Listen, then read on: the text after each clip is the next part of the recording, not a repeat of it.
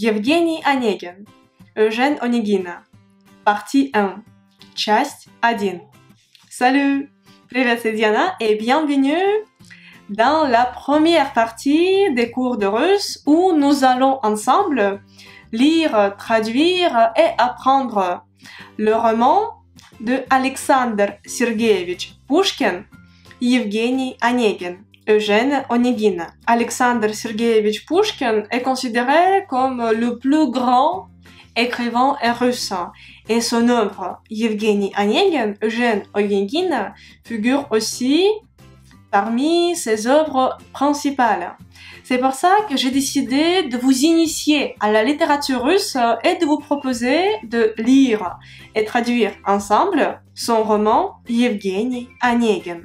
Le roman Евгений Онегин est assez grand et bien sûr on va le traduire pendant, je sais pas, à mon avis pendant plusieurs mois, ça nous prendra. Je vais faire régulièrement des cours de russe où nous allons ensemble traduire. Je vais vous donner toutes les explications. Pourquoi aussi j'ai décidé de le faire? Tout le monde parle de l'importance de lire des auteurs classiques, des œuvres classiques. Oui, c'est pratique, mais le problème est que la langue a beaucoup changé. Ce texte a été écrit au 19e siècle. Et depuis, le russe a beaucoup évolué. Par exemple, il y a beaucoup de mots qui ne sont plus employés de nos jours. Il y a des expressions vieillies, il y a des mots qui ont même changé de sens.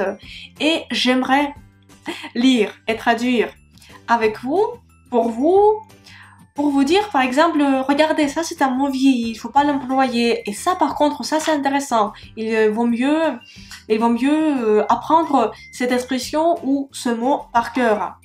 Et je veux aussi vous guider dans l'apprentissage de ce roman pour que vous soyez accompagnés, pour que vous ne soyez pas perdus, parce que je m'imagine si moi j'étais étrangère, et si j'avais ouvert ce texte en russe, si je vois tout de suite des tournures inconnues, des mots inconnus, parce que même pour moi, une russe qui vit au 21e siècle, il y a des mots que j'ai jamais utilisés, peut-être que j'ai jamais vu dans ma vie, parce que maintenant c'est plus utilisé. Et c'est pour ça que je veux vous guider. Si vous aimez ce genre de vidéos, n'hésitez pas à mettre le pouce en l'air pour m'indiquer que je devrais continuer à faire les vidéos de ce genre. Abonnez-vous à ma chaîne YouTube. Dans la description de la vidéo, vous pouvez retrouver le texte intégral du roman Евгений Онегин d'Alexandre Pushkin. Et alors, nous commençons. Comment allons-nous travailler? Tout d'abord, je vais vous lire, reciter en russe. En fait, je veux lire parce que j'ai le texte sur mon écran, c'est pour que je me trompe pas. Je lis un extrait en russe. Ensuite, je le traduis. Puis, je relis en russe et nous passons à l'extrait suivant. Ce que je vous conseille, peut-être, c'est d'imprimer le texte ou de le réécrire comme vous voulez ou de taper sur votre ordinateur et faire les notes quand je vais faire les explications. Alors, commençons. Мой дядя самых честных правил, когда не в шутку занемог, он уважать себя заставил и лучше выдумать не мог. Tout d'abord, traduisons mot à mot. Мой дядя, mon oncle, самых честных правил, des règles les plus honnêtes. J'ai trouvé une traduction officielle de Евгений Онегин en français, et dans la traduction officielle, c'est mon oncle devint un homme des plus sévères principes. Когда не в шутку занемог, quand не в шутку. Mot à mot, c'est pas une blague. Hein? Занемог. Занемог, c'est un ancien mot pour dire tomber malade. La traduction officielle, c'est lorsqu'il tomba sérieusement malade, он уважать себя заставил. Il obligea tout le monde à l'estimer, à le respecter, и лучше выдумать не мог. Et il ne pouvait pas faire mieux. Et выдумать, ça se traduit mot à mot comme s'imaginer. Il ne pouvait pas s'imaginer quelque chose qui soit meilleur. И лучше выдумать не мог. Его пример другим наука. Но, боже мой, какая скука! С больным сидеть и день и ночь, не отходя ни шагу прочь. Но, боже мой, mais, mon Dieu, какая скука, quel ennui! С больным сидеть и день, и ночь, être auprès d'un malade nuit et jour. Не отходя ни шагу прочь, sans le quitter d'un pas. Какое низкое коварство полуживого забавлять. Ему подушки поправлять, печально подносить лекарства, вздыхать и думать про себя. Когда же черт возьмет тебя? Какое низкое коварство! Quelle perfidie basse! Dans la traduction officielle, c'est quelle félonie. Полуживого забавлять, полуживой, c'est un demi-vivant. Забавлять, c'est amuser. Dans la traduction officielle, c'est quelle félonie de chercher à distraire un moribond. Mais pour moribond, il y a un autre mot du langage plus courant, c'est дегодяга. Дегодяга. Je sais pas si ça peut être vous utile, mais c'est juste un souvenir. Полуживого забавлять, ему подушки поправлять, de lui arranger les oreillers, печально подносить лекарства, de lui présenter les médicaments avec un visage voilé par la tristesse. Ça, c'est la traduction officielle. Pour que vous compreniez mieux, je vais vous donner la traduction mot à mot. Ему подушки поправлять, ça c'était bien, lui arranger les oreillers. Печально, c'est avec de la tristesse. Подносить, подносить, c'est apporter лекарства, médicaments. Вздыхать и думать про себя. Soupirer et réfléchir. Думать про себя, ça signifie que réfléchir dans sa tête. Когда же черт возьмет тебя? Quand donc le diable t'emportera-t-il? J'espère que vous avez fait des notes. Maintenant, je vais réciter encore une fois entièrement en russe. Мой дядя самых честных правил. Когда не в шутку занемог, он уважать себя заставил. И лучше выдумать не мог. Его пример другим наука. Но, боже мой, какая скука! С больным сидеть и день, и ночь, не отходя ни шагу прочь. Какое низкое коварство полуживого забавлять. Ему подушки поправлять, печально подносить лекарства, вздыхать и думать про себя. Когда же черт возьмет тебя? Restons toujours sur le même extrait, je vais vous dire les mots qui ne sont pas employés. Ou les tournures. Мой дядя самых честных правил, самых честных, mon oncle des règles les plus honnêtes.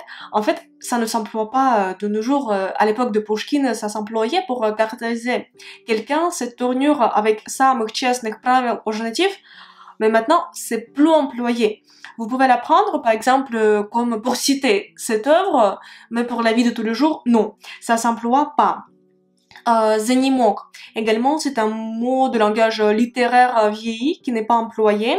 Maintenant, c'est заболеть, tomber malade. Ensuite, ça va en fait. Les autres mots, ça va, vous pouvez les apprendre et vous pouvez les employer dans votre vie quotidienne quand vous allez communiquer avec les Russes. Passons à la partie suivante. J'aimerais remercier les personnes qui soutiennent mon travail, qui soutiennent la création de nouveaux cours de russe par PayPal. Спасибо большое. Grâce à votre aide, j'ai la possibilité de faire mes cours de russe plus souvent et d'améliorer leur qualité. Спасибо большое. Merci beaucoup. Votre aide est très précieuse pour moi. Так думал молодой повеса, летя в пыли на почтовых. Всевышнюю воли Зевса, наследник всех своих родных. Traduction. Так думал молодой повеса. Так, ainsi, думал. Pensait, молодой, jeune. Et повеса, повеса, c'est quelqu'un qui aime faire la fête, qui aime s'amuser. Летя в пыли на почтовых. Летя, c'est un volant. в пыли, dans la poussière. На почтовых, ça signifie une voiture de poste. Je vous ai donné la traduction mot à mot, maintenant écoutez la traduction officielle. Telles étaient les réflexions d'un mauvais sujet roulant à travers un nuage de poussière, une voiture de poste. Всевышнюю воле Зевса. Воля, c'est volonté, Всевышний, on peut dire suprême, et Зевс, c'est Zeus. Наследник всех своих родных. L'héritier de tous ses parents, de tous ses proches. Roulant en voiture de poste, et que la volonté toute puissante de Jupiter avait fait hériter de tous ses parents. Et en russe, il faut distinguer родственники, родители et родные. En français, on peut traduire tous les trois mots en tant que parents. Il faut que je fasse une vidéo complète à ce sujet. Родные, en gros, ce sont vos parents, votre famille en général. Родители, c'est uniquement père et mère. Ça, c'est родители. Je ferai une vidéo exhaustive à ce sujet. Друзья Людмилы и Руслана, les amis de Людмила et Ruslan. Ça, c'est un autre poème d'Alexandre Pushkin. Je vous conseille de le lire. Je sais pas si on va l'apprendre ensemble. Comme celle-ci, on verra. С героем моего романа без предисловий сей же час. Позвольте познакомить вас с героем моего романа, avec le héros de mon roman, без предисловий, sans préambule, сей же час, maintenant, позвольте, permettez, познакомить вас, permettez-moi de vous le présenter. Ça, c'était la traduction mot à mot. Maintenant, je vous propose d'écouter la traduction officielle. Amis de Ludmila et de Ruslan, permettez que, sans autre préambule, je vous fasse faire la connaissance du héros de mon poème. C'était la traduction officielle. Moi, je suis pas la traductrice officielle de ce roman et je vous donne la traduction plutôt mot à mot pour que vous compreniez les structures de ces phrases. Alors, Онегин, добрый мой приятель, родился на берегах Невы, где, может быть, родились вы, или блистали, мой читатель. Там некогда гулял и я, но вреден север для меня. Maintenant, traduisons. Онегин, Онегина, добрый мой приятель, mon bon camarade, mon bon ami, родился на берегах Невы. Il est né sur les bords de Neva. Neva, c'est un fleuve à Saint-Pétersbourg. Ce qui est intéressant, c'est берегах. Ça, c'est l'ancienne forme. Maintenant, on dit берегах. Берегах. Pas берегах, mais берегах. Пушкин l'a employé pour respecter aussi la rime. Где, может быть, родились вы. Ou peut-être vous êtes aussi, vous êtes né. Или блистали, мой читатель, ou vous avez brillé, mon lecteur. Там некогда гулял и я. Là-bas, autrefois, moi aussi je me suis promenée. Но вреден север для меня, mais le nord est néfaste pour moi. Maintenant, la traduction officielle. Mon bon ami Eugène Onegin naquit sur les bords de la Neva. Ou peut-être vous réussite vous-même le jour, ou peut-être vous avez brillé, cher lecteur. Hélas, il fut un temps où moi aussi je me promenais sur ces rives, mais le nord m'a été fatal. Vous voyez, ça, la traduction elle est littéraire, c'est-à-dire que l'auteur, parfois, il change la structure des phrases pour rendre les phrases plus belles en français.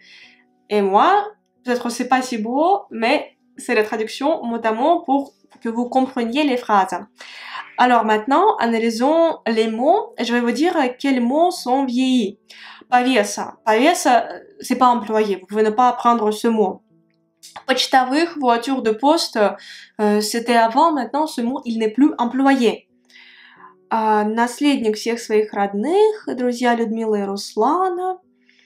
Сей же час, ça sonne aussi, c'est une tournure littéraire et un peu vieillie. On l'emploie très très rare, vraiment, c'est pas du langage actuel. peut-être je vous aurais pas conseillé de l'apprendre par cœur. Позвольте познакомить вас, permettez-moi. Позвольте, c'est du langage élevé. Si vous voulez, je sais pas, faire de l'ironie, ou si vous êtes, ou si vous voulez être très très très poli, peut-être vous pouvez l'employer, mais dans le langage quotidien, j'aurais pas conseillé de l'employer parce que c'est vraiment, c'est un registre élevé. Позвольте, c'est très très très poli. Il y a bien sûr des situations dans lesquelles vous pouvez le dire, mais c'est assez rare dans la communication quotidienne. Добрый мой приятель, добрый pour dire bon, c'est un emploi assez vieilli, maintenant ça s'emploie presque pas. Maintenant, on aurait dit хороший, хороший, bon, хороший. Бригах, j'ai déjà dit, maintenant c'est берегах, берегах. Или блистали. Некогда, autrefois, jadis. C'est un mot vieilli. Maintenant, on dit когда-то, когда-то, когда-то. C'est aussi autrefois. Non, вреден север для меня. Ça va. Et je vais vous réciter la deuxième partie. Так думал молодой повеса, летя в пыли на почтовых, Всевышнюю волей Зевса, наследник всех своих родных. Друзья Людмилы и Руслана, с героем моего романа, без предисловий, сей же час. Позвольте познакомить вас. Онегин, добрый мой приятель, родился на брегах Невы. Где, может быть, родились вы? Или блистали, мой читатель? Там некогда гулял и я, но вреден север для меня. Merci beaucoup d'avoir suivi ce cours, j'espère qu'il vous a plu. Comme c'est la première partie de notre série de cours où nous allons apprendre ce roman, je vous prie d'écrire dans les commentaires ce que vous en pensez, peut-être qu'il faudrait modifier quelque chose. Je suis à votre écoute. Si vous avez aimé ce genre de vidéo, n'hésitez pas à mettre le pouce en l'air pour m'indiquer que je devrais faire plus de cours de russe de ce genre. Abonnez-vous à ma chaîne YouTube et appuyez sur la cloche pour être au courant quand je publie un nouveau cours de russe. Peut-être que ce sera la suite de ce cours. Dans la description de la vidéo, vous pouvez retrouver l'extrait que nous avons appris pendant cette leçon.